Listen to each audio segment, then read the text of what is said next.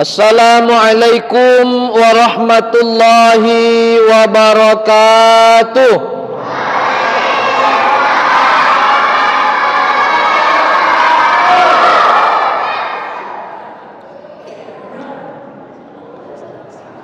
Nah, kalau sedapnya rame anak-anak begitu, Bu, ujungnya tuh itu punya. Alhamdulillah. Kan?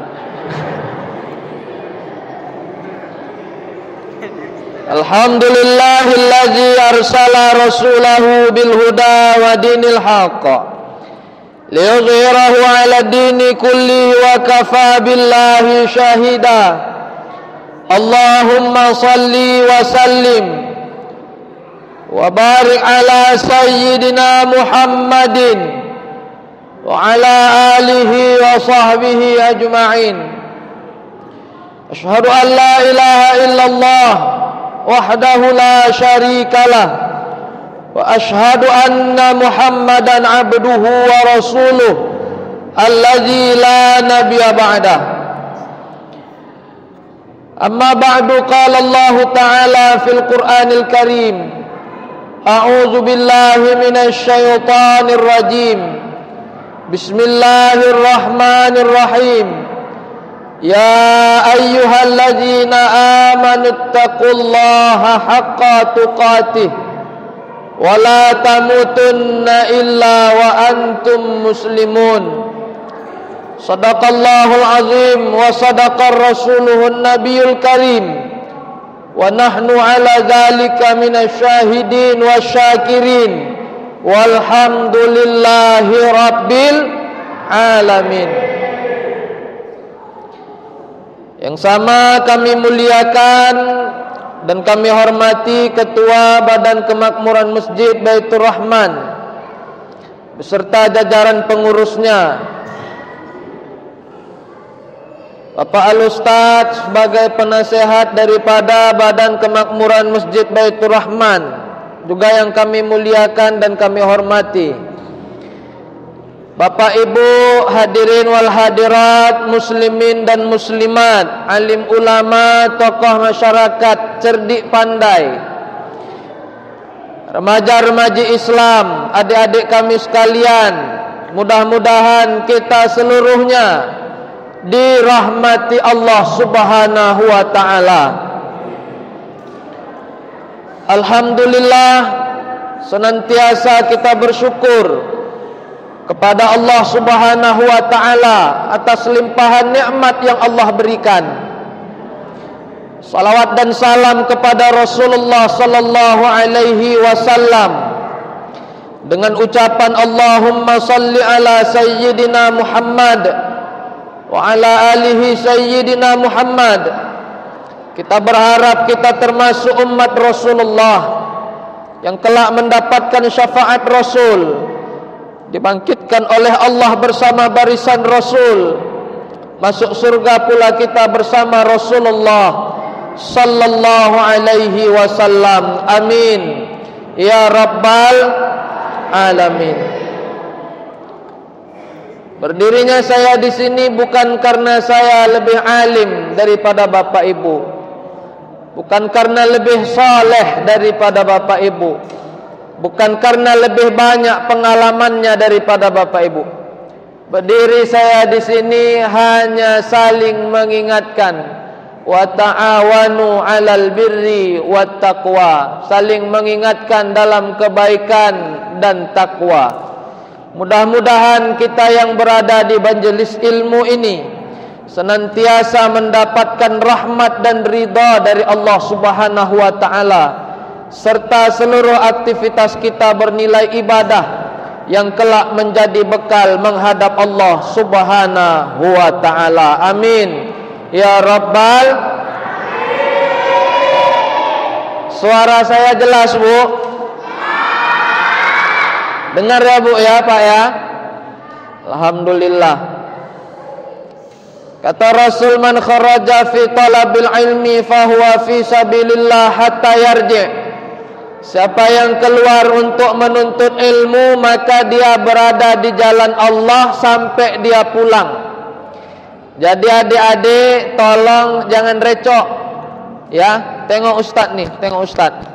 Tengok kemari aja. Usah recok. Siapa yang berada di majelis ilmu, dengar tausiah, dengar pengajian, maka dia berada di jalan Allah sampai dia pulang. Jadi ibu-ibu, bapak-bapak nanti pulang bisalah kasih tahu sama suami atau kasih tahu istri. Kalau suami tak ikut atau istri tak ikut, pulang nanti ibu ditanya suami, apa yang kau dapat tadi acara 10 Muharram? Amma ba'du sama alhamdulillah, kata ibu. Kenapa amma ba'du sama alhamdulillah? Rupanya habis amma ba'du ibu tu tidur, begitu bangun udah ditutup dengan alhamdulillahirabbil alamin. Tak ada masalah. Walaupun tertidur di majelis ilmu, tetap dapat keberkatan duduk di majelis ilmu. Itu hebatnya majelis ilmu nih. Tapi kalau semua tidur, pulanglah aku. Jadi maksudnya apa? Kalau tengantuk-ngantuk kali, tidurkan aja. Tetap dapat keberkatan duduk di majelis ilmu. Itu hebatnya majelis ilmu. Bapak Ibu yang dirahmati Allah, Allah Subhanahu wa taala berfirman dalam Al-Qur'an surah At-Taubah ayat 36. A'udzu billahi minasyaitonir rajim. Bismillahirrahmanirrahim. Inna iddatash syuhuri indallahi 12 syahran fi kitabillah yauma khalaqas samawati wal ardh minha arba'atun hurum. Allah berfirman, bilangan bulan di sisi Allah itu dalam setahun ada 12. Ada 12 bulan. Dalam penciptaan langit dan bumi ada 4 bulan yang dihormati. 4 bulan yang dimuliakan. Nama bulannya Bapak Ibu dijelaskan Rasul dalam hadis. Minha arba'atun hurum itu, yang pertama Zulqa'dah, yang kedua Zulhijjah, yang ketiga Muharram, salah satu mutalawiyatun. 3 ini berturut-turut. Apa tadi adik-adik? 1 Zulqa'dah, 2 Zulhijjah, 3 Muharram, yang keempat Rajab Mudhar. Apa Rajab Mudhar itu? Dia baina Jumada wa Sya'ban, di antara Jumadil Tsani atau Jumadil Akhir dengan Sya'ban, namanya Rajab. Jadi Zulqa'dah, Zulhijjah, Muharram dan Rajab, ini adalah 4 bulan yang dimuliakan Allah, 4 bulan yang dihormati. Habis Muharram apa Bu? Itulah. Habis Januari apa Bu? Cepat. Adik-adik remaja lah ini, yang muda-muda, ini depan. Habis Muharram apa? Safar, alhamdulillah. Adik-adik ini habis Safar apa? Oi, asyik bercakap aja kerja. Apa tadi habis Muharram? Safar. Habis Januari apa? Februari. Kawan Ipin Upin yang tukang bakar ayam, jual ayam siapa? Oh, itulah. Itu cepat kali. Pulang nih harus hafal lah kita bulan-bulan Islam ini. Jangan sampai Januari, Februari, Maret tuh hafal kita, bulan-bulan Islam tak hafal, bulan-bulan Hijriah tak hafal. Malu kita. Pulang nih yang belum hafal, hafal. Yang udah hafal diingat-ingat, diulang-ulang, jangan sampai lupa. Bapak Ibu yang dirahmati Allah Subhanahu wa taala. Sekarang kita berada di bulan Muharram. Tanggalnya 11 Muharram. Muharram itu kalau bulan Hijriah dihitung dari habis maghrib. Jadi tadi 10, begitu habis maghrib, masuklah dia tanggal berikutnya. Berarti kita berada di 11 Muharram. Yang pasti Bapak Ibu yang dirahmati Allah, ini adalah salah satu bulan yang dimuliakan Allah, bulan yang dihormati. Tapi macam-macamlah pendapat di tengah-tengah masyarakat tentang bulan Muharram ini. Kalau barangkali kita yang tinggal di kota-kota tak pala kali. Tapi kalau di kampung-kampung masih macam-macam Pak pendapat tentang Muharram ini, Bu. Ada yang cakap bulan Muharram ni bulan hantu. Iya, bulan mengerikan bulan Muharram. Kenapa? Banyak hantu gentayangan, banyak jin-jin bergentayangan. Sebab apa? Banyak orang-orang memandikan jimatnya. Ada yang memandikan keris, ada yang memandikan gelang, ada yang memandikan batu cincin. Banyaklah. Kenapa dimandikan keris tua? Kalau tak dimandikan berkurang manfaatnya. Kalau tak dimandikan berkurang kehebatannya. Apa rupanya kehebatan keris tua ni? Kerisku ini kalau dipegang sama orang, dia nampak awet muda, nampak tampan. Oh, hebat keris tua ni. Tengok keris tu, tengok muka wak tu. Tengok keris, tengok muka wak tu. Gelombang keris tu rupanya sama gelombang kulit wak tu, sama kelok gelombangnya itu. Apa maksudnya? Kadang harapan tak sesuai dengan kenyataan. Syirik, jangan ikut-ikuti. Kenapa dimandikan gelang ni, Wak? Gelang ini kalau dipakai sama orang, duduk di rumah makan tak payah bayar. Iyalah tak bayar, orang duduk aja tak makan-makan, mana bayar? Ya Bu. Ada yang mengatakan bulan Muharram ni tak boleh menikah. Ya Allah, yang mau menikah tu, yang jomblo-jomblo tu galau tak jadi menikah. Tak ada masalah menikah bulan Muharram. Jangankan bulan Muharram, bulan Ramadan pun boleh menikah. Bulan Ramadan tak ada masalah. Ibu punya anak mau dinikahkan bulan Ramadan, bapak punya anak mau dinikahkan bulan Ramadan, tak ada masalah. Untung nikah bulan Ramadan, tak payah masak rendang, tak payah masak toco. Wah, seorang terima amplop aja, tak rugi ya. Tak ada masalah menikah. Habis acara ni malam ni menikah, tak ada masalah. Ni yang belum menikah, menikahlah. Yang udah menikah, minta izin dulu sama orang rumah, sampai nikah aja. Yang belum menikah.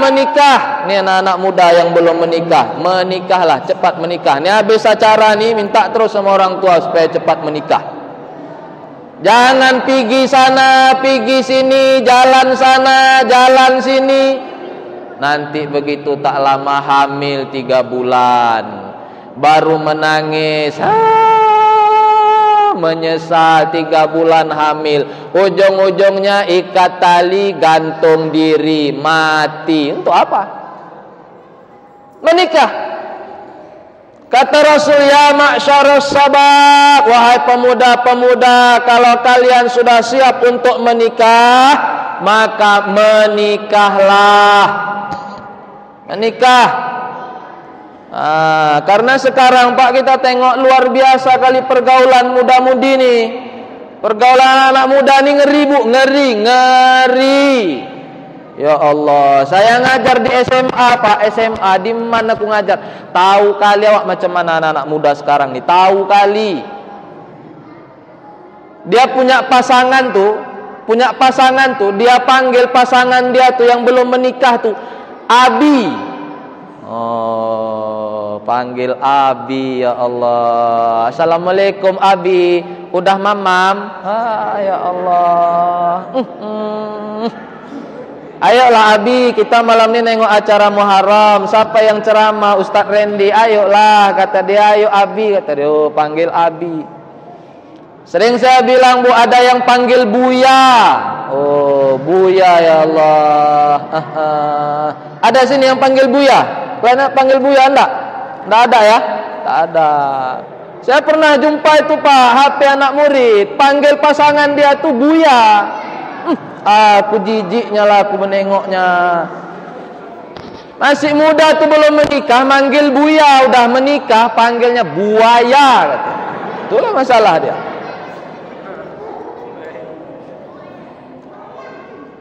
Menikah tak ada masalah. Bulan Muharram tak ada larangan untuk menikah. Tak ada larangan. Ada yang bilang tak boleh bangun rumah, tak boleh buat rumah. Tak ada masalah. Ini kalau didengar tukang, marah tukang nih, melayang martel tuh sama awak. Tak ada masalah, bangun rumah segala macam berhajat laksanakan. Tak ada perkara yang diharamkan oleh Allah Subhanahu wa taala. Yang diharamkan itu yang pertama membunuh, yang kedua menzalimi diri sendiri dan menzalimi orang lain. Itu yang dilarang di dalam bulan Muharram ini. Yang dijelaskan Allah Subhanahu wa taala di dalam lanjutan Al-Qur'an surah At-Taubah itu. Bulan Muharram erat kaitannya dengan peristiwa hijrah. 10 Muharramnya nanti kita bahas di akhir. Erat kaitannya dengan hijrah, Bapak Ibu dirahmati Allah. Penanggalan hijriah ini awal 1 Muharram itu dikaitkan dengan peristiwa apa adik-adik tadi Ustaz bilang? Adik-adik. Jadi tadi penanggalan 1 Muharram itu berkaitan dengan peristiwa hijrah. Hijrah Nabi Muhammad dari mana? Dari Makkah ke Madinah. Asal sebut aja kawan tuh. Bu, Pak, 13 tahun Nabi berdakwah di Mekah. 13 tahun. Pengikut tak banyak. Tak banyak, Pak. Tak lebih pengikut Rasulullah daripada 300 orang. Tak lebih. Bahkan tercatat sahabat yang dekat dengan Rasulullah hanya 40 orang. Berapa orang adik-adik? 40 orang. Ya Allah, Pak, luar biasa tantangan Rasul dalam berdakwah. Luar biasa, Bu, tantangan Nabi dalam menyebarkan agama Islam. Dihina, dicaci, dimaki, dipitnah. Sahabat-sahabat ada yang dibunuh dalam menyebarkan agama Islam. Tantangan dakwah. Oh, kalau sekarang, Bu, kami nih yang berdakwah-dakwah nih, Pak, maaf, mohon maaf. Kami nih yang berdakwah-dakwah, ustad-ustad nih, oh, dah enak kali, Pak. Enak kali datang berdakwah udah ada jemaah. Dah rame anak-anak berdakwah. Kadang datang awak pun disambut lagi bersalam. Orang tu dengan awak bersalam. Ya Allah ya Karim. Kadang ibu-ibu pun ada yang mengajak berselfie. Selfie lah Ustaz. Anak-anak remaja pun mengajak selfie lah Ustaz. Tu Ustaz sekarang, Pak, luar biasa. Saya 4 hari yang lalu ke Pangkalan Susu, tausiah Muharram. Pulang tausiah tu, Bapak Ibu yang dirahmati Allah, ada ibu-ibu duduk depan pintu, dipanggilnya waktu pulang tu, Ustaz, I love you Ustaz, I love you, kata ibu. Betul, Bu, tak mengarang saya ini, memang kejadian nyata. Pulang saya habis tausiah, lewat depan rumah ibu tu, Ustaz, I love you. Ya Allah ya Karim. Waktu mau belok tuh mobilku ada tanjakan begini, sangkut mobil saya di tanjakan tuh. Kurasa gara-gara sebab I love you, itulah tuh sangkut. Paksa balik lagi mundur, ikut balik mutar depan rumah dia. Diangkatnya lagi tak, Ustaz I love you, kata. Ya Allah. Tak apalah saya tanggapi kali, Pak, karena kurasa umurnya udah 50 lebih. Tapi kalau 20-25 tadi agak apa juga awak ya kan? Udah 50 lebih. Tapi begitulah Pak, kalau sekarang ni dakwah orang dimuliakan. Alah, kadang pulang berdakwah dibontotkan pula lagi. Dibontotkan. Aku tak tahulah ini entah ada bontot entah tidak, wallahu alam. Tapi maksudnya bukan meminta bontot, enggak. Tapi begitulah Pak, Bu. Di mana-mana berdakwah dibontotkan. Mohon maaf nanti pulang ada pula lagi disalamkan uang minyak itu bahasa apanya? Maaf, salam uang Tuhan. Amplop tu bahasa apanya? Amplop tu ada salam amplop tu. Ya Allah. Enaknya Pak berdakwah sekarang. Coba kalau berdakwah sekarang ni tak dikasih minum, tak dikasih makan, tak disambut. Datang ustaz tu tak ada yang menyambut, duduk dia sendiri, tak ada yang apa-apanya. Pulang pun maaf tak dibontotkan, bahasa kasarnya tak pula disalamkan. Berapa banyak ustaz-ustaz yang sanggup berdakwah? Berapa banyak? Termasuk yang cakap di depan, termasuk yang cakap. Berapa banyak yang mau berdakwah? Berapa banyak? Nabi itu berdakwah habis hartanya, habis keringatnya, bercucur darah, habis harta istrinya, diboikot 3 tahun oleh kaum kafir Quraisy, habis istri Khadijah, harta istri Rasulullah Khadijah, sampai mereka memakan dedaunan-dedaunan yang kering karena tak ada harta. Perjuangan dakwah Rasul berapa tahun? 13 tahun berdakwah. Hijrah di tahun kelima, hijrah yang pertama kali, yaitu hijrah ke Habasyah atau Ethiopia. Hijrah yang kedua kali, kemudian barulah diperintahkan Allah Subhanahu wa taala untuk hijrah ke Madinah. Berhijrah semua sahabat Rasul kecuali yang ditahan dan ditangkap oleh orang kafir Quraisy. Tak ada satupun yang tinggal, Bapak Ibu yang dirahmati Allah. Hijrah itu tinggal harta, tinggal rumah, tinggal kendaraan, tinggal keluarga.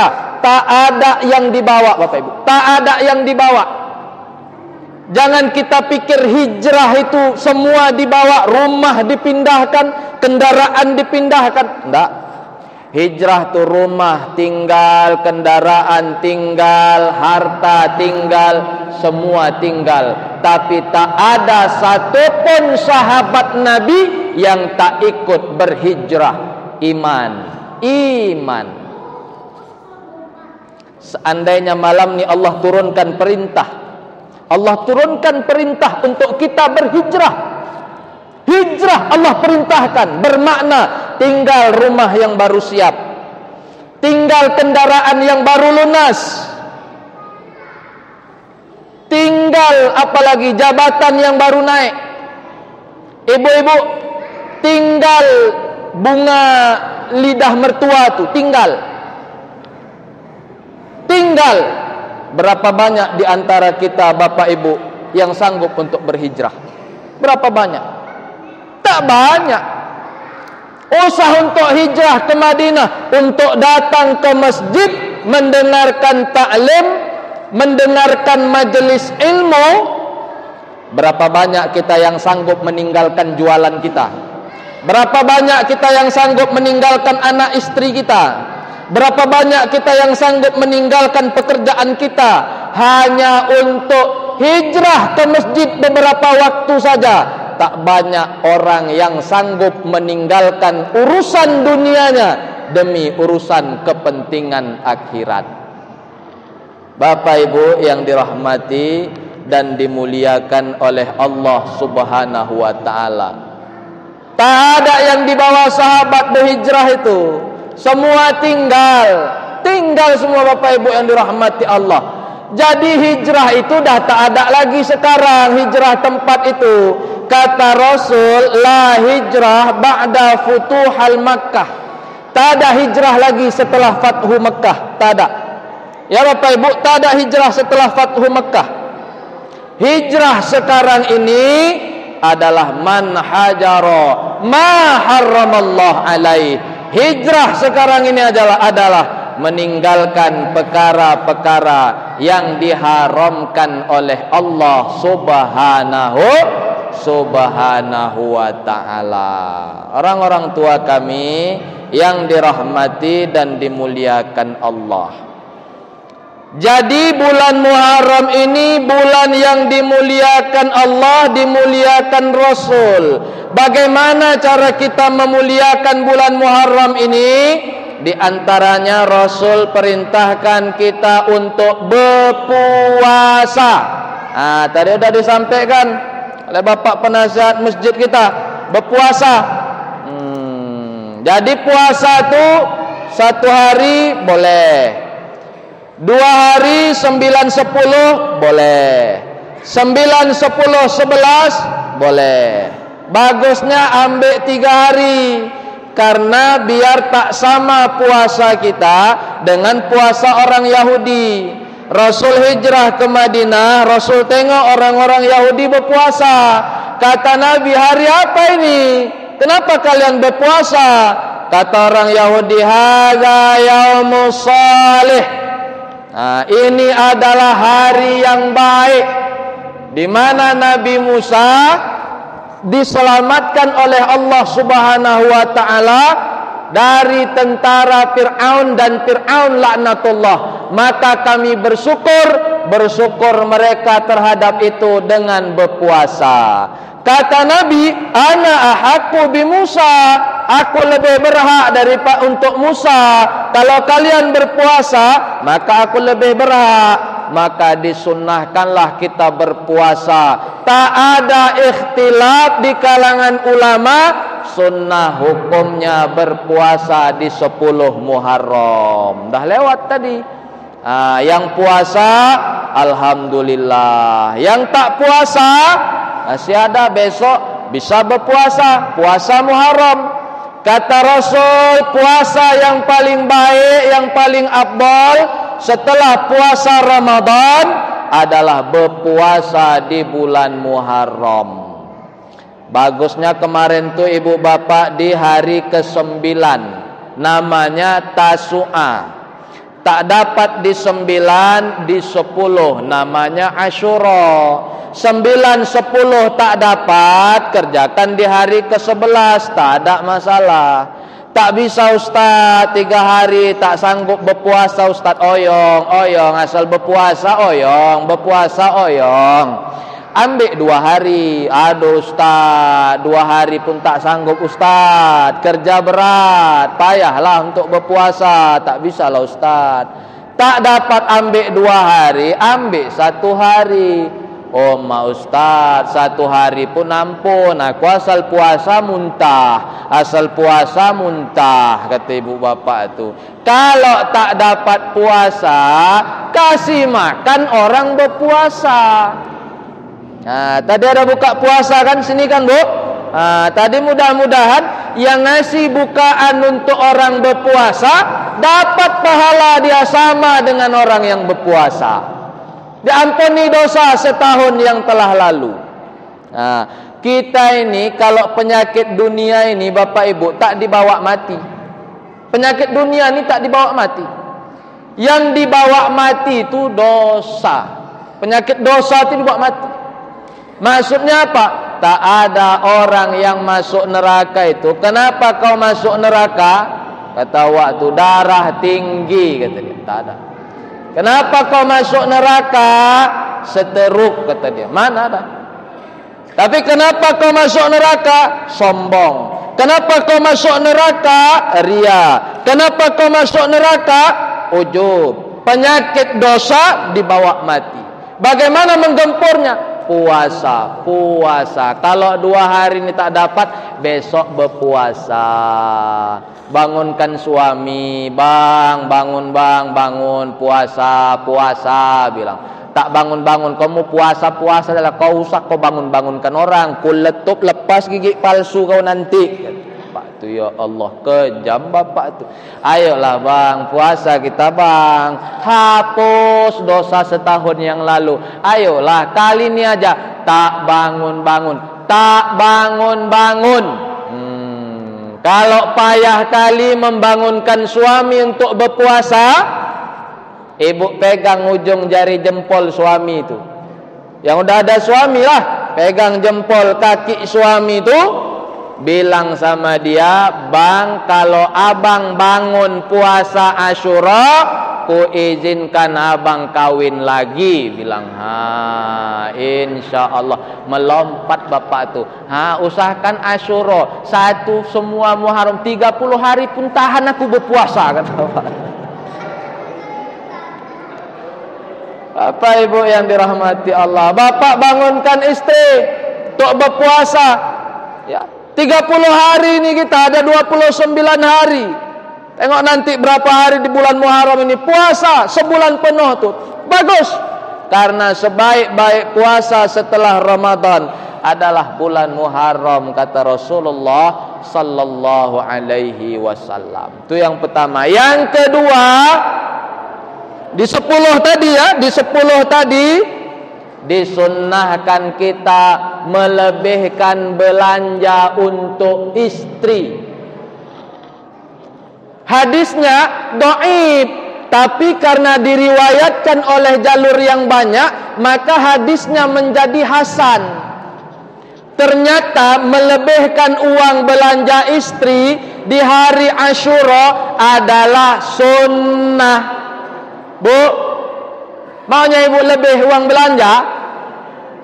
Oh bu, mau lebih uang belanja? Tak mau ibu ni lebih uang belanja, aku tengok dah banyak duit belanja dia. Jadi hari Asyura ni, ibu-ibu bisa beruntung kalau dapat suami yang tahu lebih duit belanja. Masalahnya Ustaz, udah lewat Ustaz Asyura. Tadinya itu seharusnya aku dapat duit lebih belanja. Tak bisa ngasih tadi, besok lebihkan duit belanja.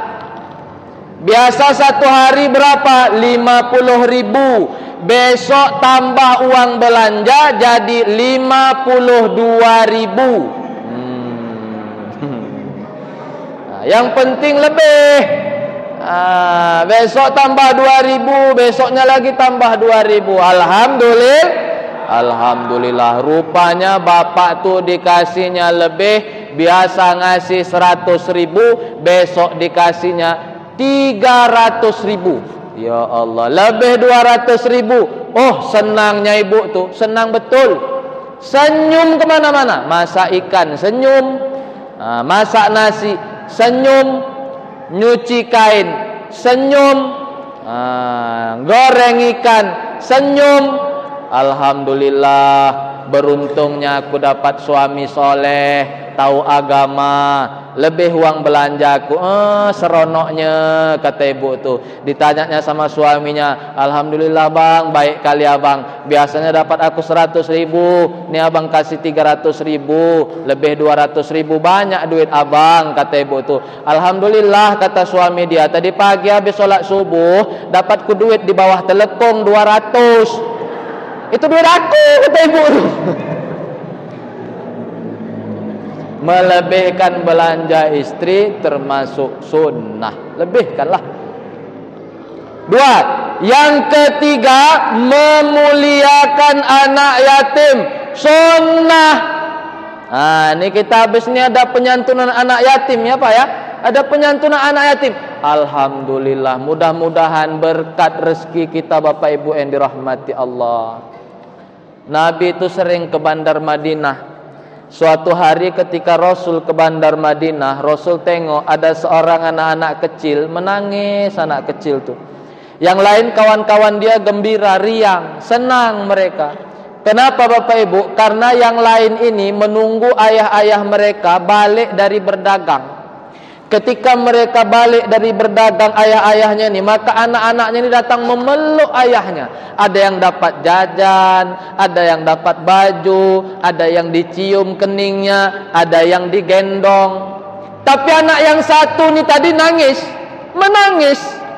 Maka Rasul tengok anak yang satu ini, Rasul tanya, "Kenapa engkau menangis?" Kata Nabi. Apa kata anak yang satu ini? "Ana yatim. Aku yatim ya Rasul." Ya Allah.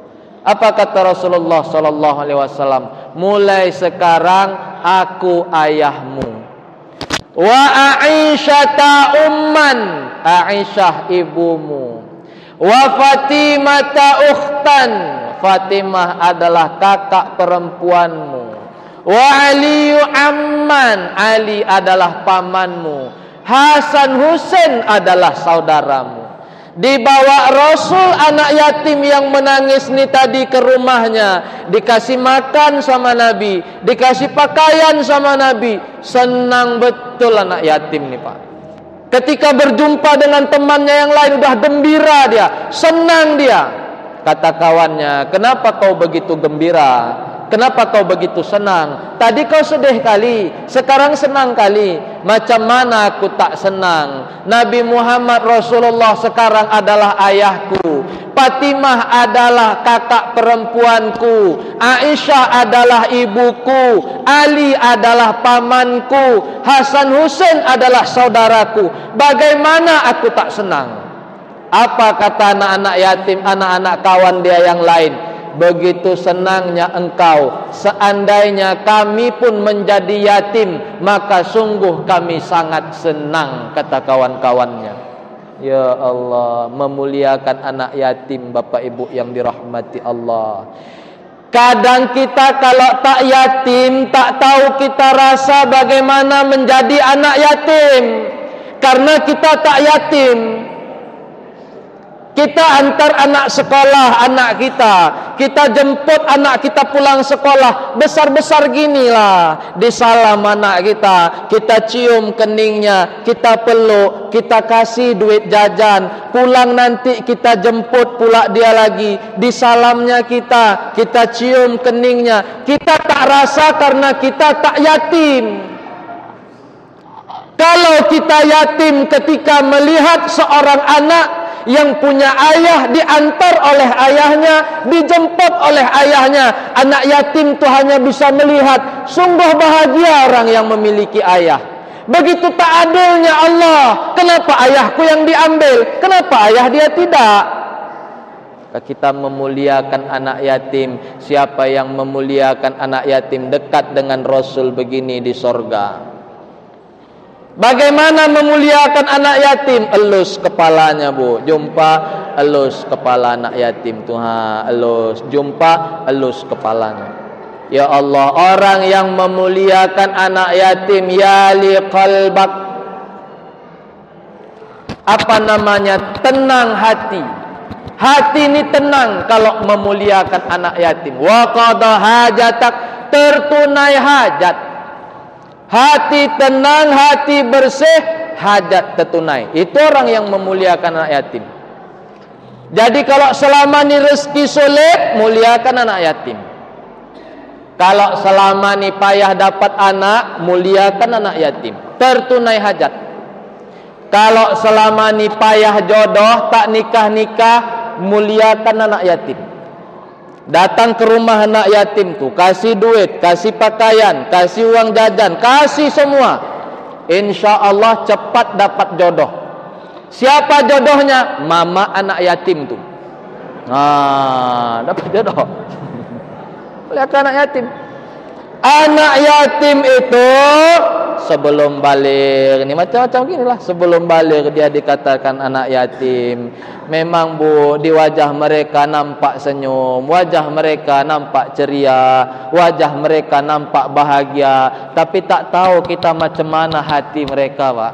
Tak tahu kita macam mana batin mereka, perihkah, sakitkah, rindukah. Kita tak rasa karena kita tak pernah jadi yatim.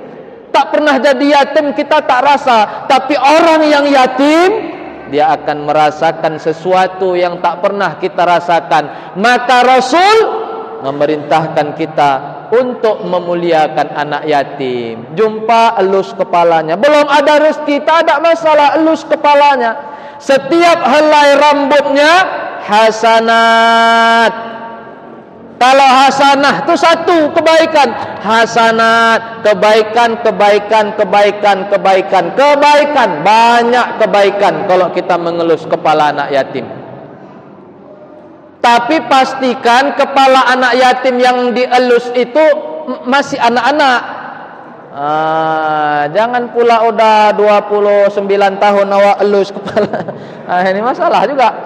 Waktu anak-anak ni elus kepalanya, ada rezeki, belikan apa yang dibutuhkan. Ni alhamdulillah kita malam ini akan melaksanakan yang namanya penyantunan anak yatim. Jadi puasa kita diperintahkan oleh Rasulullah sallallahu alaihi wasallam. Kemudian tambah yang namanya uang belanja. Kalau tak bisa menambah uang belanja, perbanyak senyum di Muharram ini. Tak bisa tambah belanja, senyum aja, senyum. InsyaAllah dengan senyum rumah tangga barakah dan sakinah. Ini udah tak ada rezeki, tak ada duit, asyik mau mengamu aja. Macam mana rumah tangga mau bahagia? Rasulullah sallallahu alaihi wasallam luar biasa memuliakan istrinya. Usah jauh-jauh, saking romantisnya Nabi itu, Bapak Ibu rahmati Allah. Pernah suatu ketika Rasulullah tu menengok Siti Aisyah minum. Ketika Siti Aisyah minum Siti Aisyah, disinilah kira-kira minum Siti Aisyah, bekas bibir Siti Aisyah itu diambil oleh Rasulullah. Bekas minum Siti Aisyah itu diminum Nabi pas dekat di mana Siti Aisyah meletakkan bibirnya. Di sini diletak Siti Aisyah minum, di sini juga diambil Nabi dan diletakkan Rasulullah mulutnya tepat di dekat bibir yang diletakkan Siti Aisyah itu. Kalau di sini diambil Nabi. Itu penyayangnya Rasulullah SAW.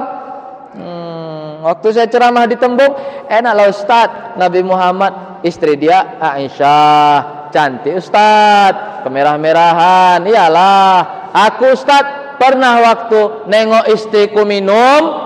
Waktu istriku minum tu Ustaz, ya Allah, waktu minum tu lepas gigi palsunya masuk ke dalam gelas tu Ustaz. Mana sanggup awak itu, kata dia. Allah karim. Apa maknanya? Muliakanlah. Tak bisa kita kasih rezeki lebih, tak bisa kita kasih harta lebih, paling tidak berbuat baik kita dengan keluarga, tebar senyum di tengah-tengah keluarga. Wabil khusus di bulan Muharram, bulan yang dimuliakan oleh Allah Subhanahu wa taala. Jauhi maksiat di bulan Muharram. Jauhi maksiat, perbanyak ibadah. Kalau 10 Muharram udah lewat, ini ke depan tinggal maksiat. Jaga mulut, jaga mata, jaga tangan. Banyak baca Quran, banyak solat-solat sunnah, banyak puasa-puasa sunnah. Ini yang diperintahkan oleh Rasulullah sallallahu alaihi wasallam. Kata Ibnu Katsir, siapa yang buat dosa di bulan Muharram, maka dosanya dilipat gandakan oleh Allah Subhanahu wa taala. Siapa yang berbuat baik di bulan Muharram, maka kebaikannya itu pula dilipat gandakan oleh Allah Subhanahu wa taala. Mudah-mudahan dapat kita berbuat baik, tak cuma pula di bulan Muharram ini, setelah Muharram nanti terus kita berbuat baik dan meninggalkan perkara-perkara dosa yang dilarang oleh Allah Subhanahu wa taala. Amin ya rabbal. Saya rasa ini saja Bapak Ibu yang dapat saya sampaikan, karena setelah ini kita ada penyantunan anak yatim lagi, karena besok juga bukan hari libur, adik-adik kita mau sekolah, ibu bapak juga mau bekerja. Mudah-mudahan tausiah yang singkat ini dapatlah bermanfaat bagi kita semua, wabil khusus bagi diri pribadi sendiri. Yang baik datang dari Allah, yang buruk datang dari saya sendiri. Yang baik kita ambil hikmahnya, yang buruk kita buang jauh-jauh. Mohon maaf atas segala kekurangan. Terima kasih atas segala perhatian. Billahi taufiq wal hidayah wal ridha wal inayah. Assalamualaikum warahmatullahi wabarakatuh.